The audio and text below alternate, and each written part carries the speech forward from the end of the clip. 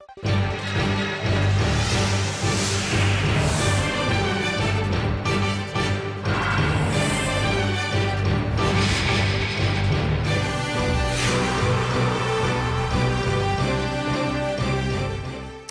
and welcome. It's 10 a.m. on Wednesday, the 25th of June. You're tuned into our mid-morning newscast here on ARIRANG TV. Let's take a look at what's making the headlines.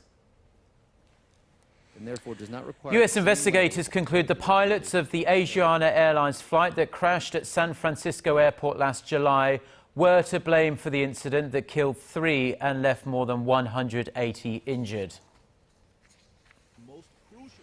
President Park and her envisioned reform drive suffer another major blow as her second Prime Minister nominee, ChangGook, bows out after harsh criticism over his controversial views on history. Plus, Uruguay's Luis Suarez is involved in a controversial World Cup incident as he appears to bite an Italian player during their Group D clash. Uruguay, Costa Rica, Colombia and Greece advanced to the last 16 in Tuesday's matches. Now, our top story this morning, ChangGook decided to withdraw as Prime Minister nominee on Tuesday amid criticism over his views about history. He described it as a voluntary decision to help President Park, but it leaves her reform plans in complete disarray. Our Chae-Sun reports. Another one of President Park's Prime Minister nominees has withdrawn before a confirmation hearing, dealing a heavy blow to the president's running of state affairs. I came to a conclusion that I would be helping President Park by stepping down at this point in time. Today, I'm resigning as the Prime Minister nominee. Tuesday's announcement was widely expected after President Park last week delayed a motion to Parliament for a confirmation hearing on the nominee. ChangGook drew heavy criticism from the public and the ruling and opposition parties for comments he made at his church a few years ago. Moon had said Japan's colonization of the Korean peninsula was part of God's plan to awaken the Korean people, and that he also divided the two Koreas to prevent communism from settling in the south. Before announcing his resignation, Moon, however, stood by his previous defense that his comments were distorted after broadcaster KBS only aired portions of them. Every individual enjoys freedom of religion. That is a precious basic right. What is wrong with what I said according to my religious beliefs before my nomination? To politicians on both sides of the aisle that demanded he withdraw, Moon said it is the parliament's duty to govern by law and not by public opinion. Following Moon's announcement, President Park expressed regret that the nominee has missed the chance of public judgment at a hearing. President Park's previous nominee An Dae-hee stepped down last month amid allegations he accepted privileges and high earnings in the private sector after retiring as a Supreme Court justice.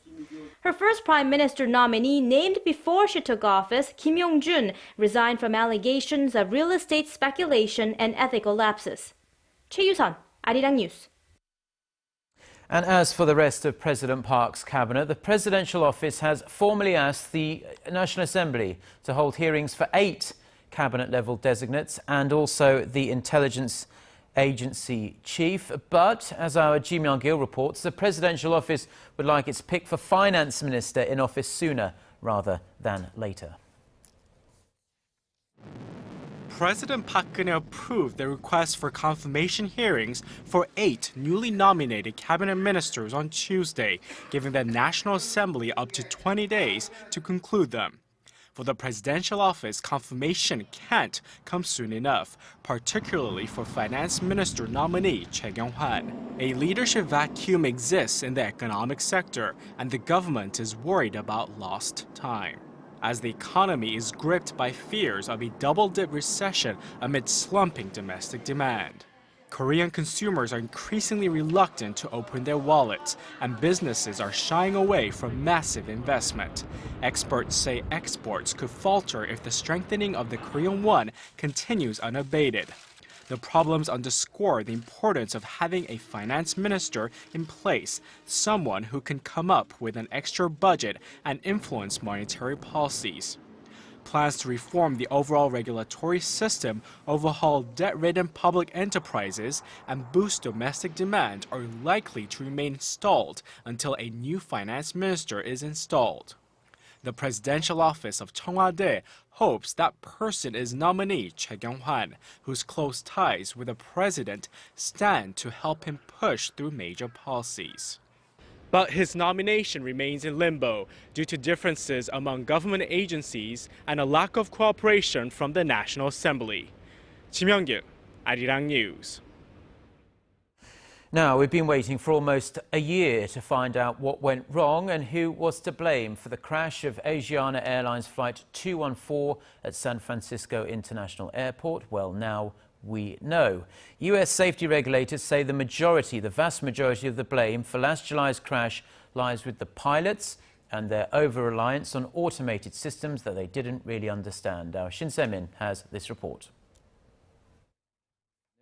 The U.S. National Transportation Safety Board said Tuesday that last July's crash was down to the pilot's misjudgment of the descent into San Francisco International Airport and their over-reliance on automated systems.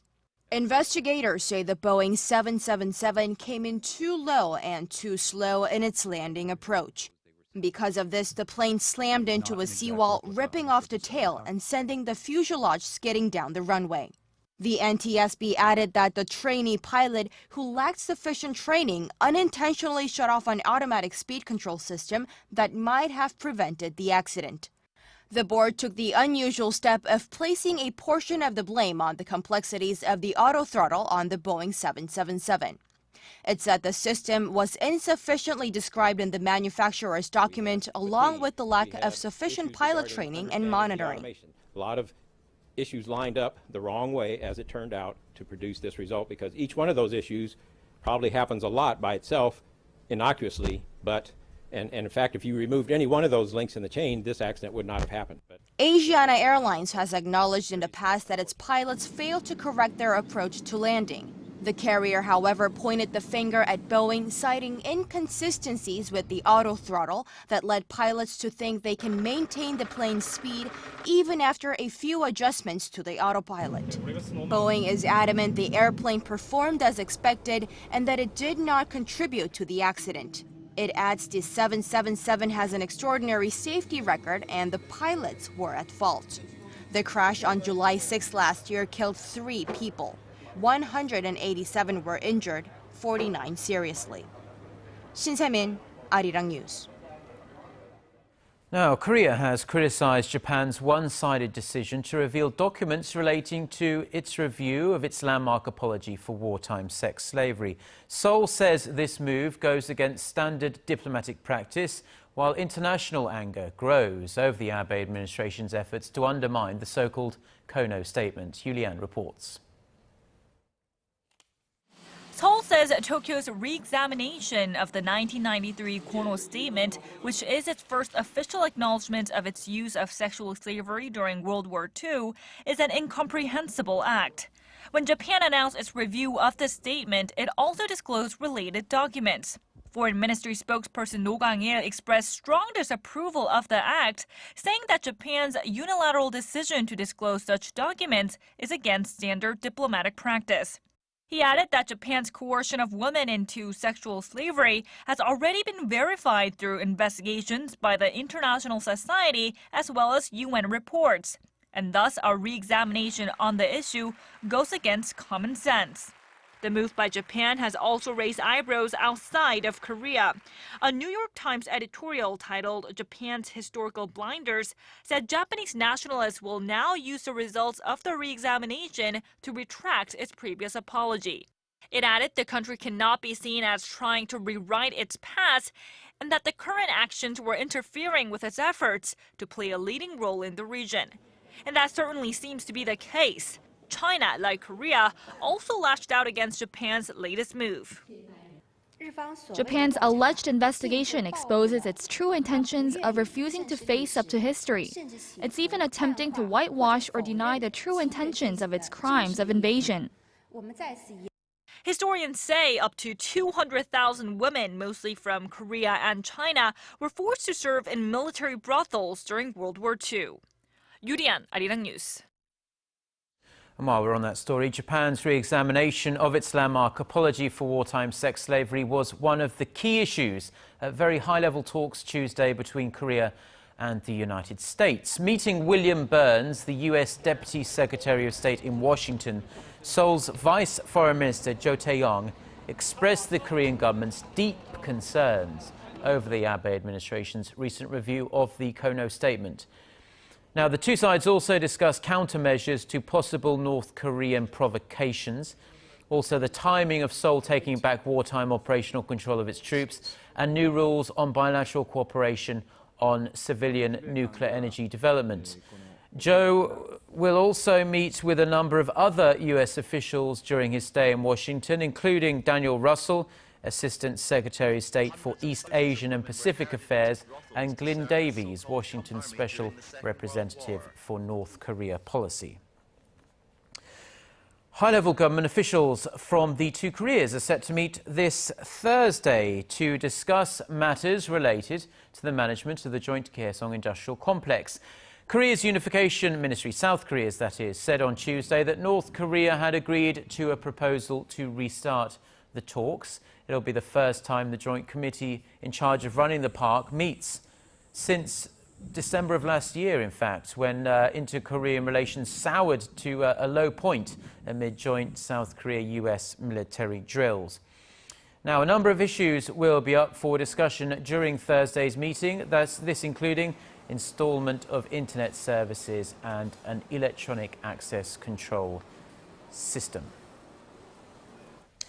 Now, you may be wondering what South Koreans feel about the rise of China, not only as an economic power, but as a military one. Well, a new poll suggests that many feel threatened, in fact, although perceptions about the origin of this threat appear to be shifting somewhat. In a survey of 1,000 people conducted by the Asan Institute for Policy Studies, more than 2/3 of respondents said they felt threatened by China's military expansion. And while the number might be considered pretty high, it does in fact represent quite a drop from just 2 years ago, as you can see there. On the other side of things, the number of people who said they felt threatened by China's economic power has jumped by nearly 20 percentage points in just 2 years. Now, today is a very important day in Korea because exactly 64 years ago today, on June 25th, 1950, war broke out on the Korean peninsula when armed forces from North Korea smashed into South Korea. More than 600,000 South Korean soldiers fought in the war, and nearly a third of them are still alive today. Our Connie Lee met with one of them, who said the war should never be forgotten. Around this time every year, he can't help but think of his brothers. Although we fought in the war together, there are those still living today, while others died young. It still breaks my heart. 87-year-old Lee Chun-lak shows me the names of some of his veteran brothers from the Korean War, engraved in the black marble walls at one memorial hall. Lee's name is one of them. Rewind 64 years back. Lee was just a 23-year-old schoolteacher who had to trade in his books for combat boots as he was drafted into the war.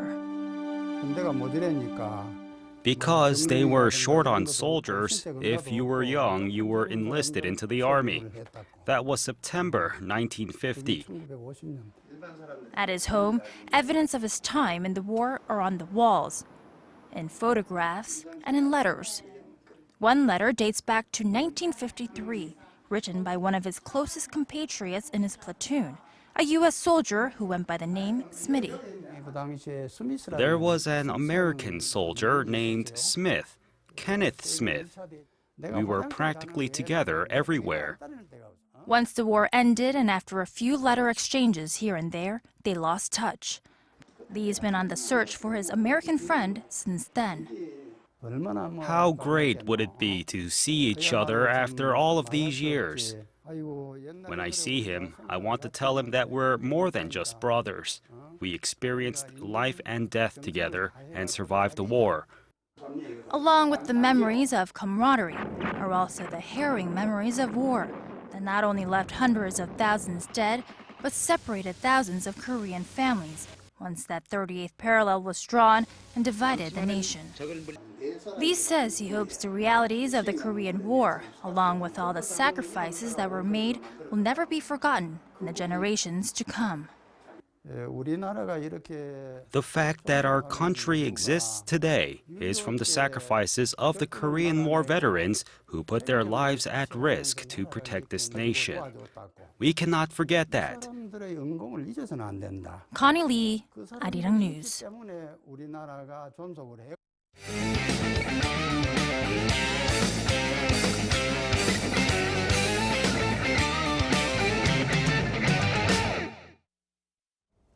And a good Wednesday morning to you all as we continue on with our 2014 Brazil World Cup coverage. Now, 4 matches took place earlier today. This, of course, including Italy and Uruguay, both trying to qualify for the next round. So let's take a look at the highlights. Now, of course, both nations neck and neck throughout the first half as both teams go into the second half tied 0-0. But the 59th minute, Claudio Marchisco with the red card leaves Italy with just 10 men. Then a bit of a controversy, no pun intended, as Luis Suarez goes biting his opponents again, where he apparently bit Giorgio Chiellini on the shoulder, but no call. And in the 81st minute, Diego Godin scores the lone goal, giving Uruguay the 1-0 win as Uruguay goes through to the next round. Meanwhile, England and Costa Rica facing off, no offense for both sides here as the 90 minutes come to an end with a 0-0 draw as Costa Rica finishes first in Group D. Meanwhile, over in Group C, Colombia and Japan squaring off with Colombia getting on board in the first half thanks to a penalty, but Japan will level it just before the end of the first half. But in the second half, Colombia strikes again thanks to Jackson Martinez in the 55th minute. Now, Colombia continues to score away as they crush Japan 4-1. And lastly, Greece taking on Ivory Coast. Greece takes a 1-0 first-half lead thanks to Andreas Samaras in the 42nd minute. But the 74th minute equalizer from Wilfred Boney makes it 1-1. But the injury time, a penalty is called as Greece pulls away with a miraculous 2-1 victory as Greece advances to the next round. And now moving over to Group H, where according to several reports, Russia might be facing a disciplinary action by FIFA, leading to losing a point on their group standings. Now, over the weekend, when Germany faced off against Ghana, a Russian fan was seen with an anti-Semitic sign. And while none of the FIFA officials intervened, it was Ghana's Soli Montari who made sure the fan was escorted out. Now, the Russian football team might face disciplinary action because of this incident. And if Russia does lose a point, it will leave them with 0 points before their match against Algeria, giving Korea a better chance at advancing to the next round. Meanwhile, the investigation by FIFA should come in the near future. And now finishing things off and staying in Group H, Belgium, who's already got their ticket to the round of 16, plans to take it lightly against Korea in their final group stage match. Now, Mark Wilmots, the head coach of the Belgian national football team, stated that their players have been resting and relaxing after their win against Russia and have been just lightly practicing in their own time. He added that he plans to rest at least 2 starters against Korea, hoping to avoid any unnecessary injuries before heading over to the knockout stages. And that's going to wrap it up for me. This has been SJ. Have a great rest of the day and see you guys again for your sports needs.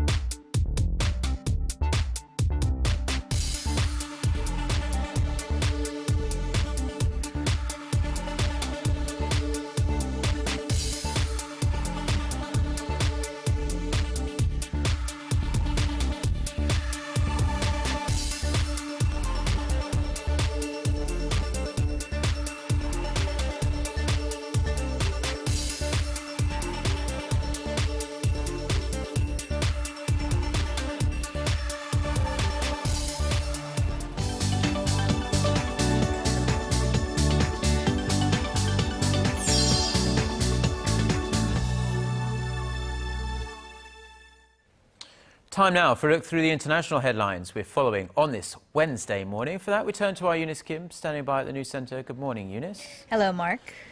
So America's push for a stronger coalition government in Iraq is facing resistance from Kurdish leaders, with whom Secretary of State John Kerry met with on Tuesday. That's right. Secretary Kerry urged the president of the semi-autonomous Kurdish government to stick with Iraq. This after the leader suggested a sectarian split, saying the Sunni insurgency has already created, quote, a new reality and a new Iraq. Kwon So-ah reports. A new Iraq may be the only way to end the continuing sectarian conflict.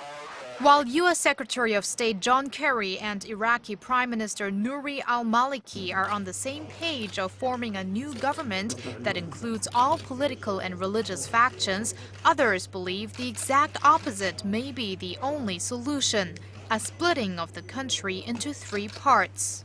The Sunni in the northwest, the Kurds in the northeast, and the Shia in the central south. Kurdish President Masoud Barzani, who met with Kerry on Tuesday, says Iraq is already falling apart. In an earlier interview with CNN, he said, quote, everything is collapsing, the army, the troops, the police. For the long-sought goal of Kurdish independence, Barzani said he plans to push for a referendum to break away from the Iraqi central government. This is the first time a high-ranking person has made this kind of suggestion officially. But this was an idea proposed by U.S. Vice President Joe Biden 8 years ago, when he was a senator gearing up for a presidential campaign. He said a division of Shiites, Sunnis, and Kurds could end the sectarian crisis. Kirkuk Provincial Governor Najm al-Din Karim told AFP that Biden's idea was regarded as ruining Iraq, but now it even seems to be the only way out. It remains to be seen whether an inclusive government will be set up by July 1st, but there are concerns that this won't solve the sectarian problems. That's why the scenario of Iraqi factions going separate ways is gaining more attention. Kwon So-ah, ARIRANG News. A local vigilante leader in Nigeria says Boko Haram abducted 91 more people in weekend raids, among them toddlers and more than 60 women and girls. Aji Khalil said the militants shot dead 4 villagers who tried to escape. A local senior counselor confirmed the report, citing elderly survivors of the attack. The latest strike comes as more than 200 schoolgirls remain missing since being kidnapped in April from their dormitories in Chibok of Borno State. A rescue effort is at an impasse. Nigeria's military says it is abstaining from striking in fear of the safety of the girls, while President Goodluck Jonathan has rejected a swap deal proposed by Boko Haram. Ukraine's military says pro-Russian rebels shot down one of its helicopters, killing all 9 servicemen on board. In response, the country's President Petro Poroshenko warned he could cancel the week-long ceasefire in place, taking into account, quote, its constant violation by the rebels controlled from abroad. Rebel forces had agreed to observe the truce less than 24 hours before. Following the attack, Russia's President Vladimir Putin asked Parliament to revoke his right to order a military intervention in Ukraine. He also said he hoped the ceasefire would be extended to allow for plenty of time for substantive talks with the separatists from the mostly Russian-speaking East. Amid an intense debate in France over euthanasia, a top administrative court has authorized ending life support for a man in a vegetative state. 38-year-old Vincent Lambert had been comatose since a motorcycle accident in September 2008, splitting his family on his fate. The State Council ruled that doctors should be allowed to end medical support for the man, saying it was in line with a 2005 law that allowed passive euthanasia or withholding treatment required to sustain life. Lambert's parents and 2 of his 8 siblings say they will take the case to the European Court of Human Rights.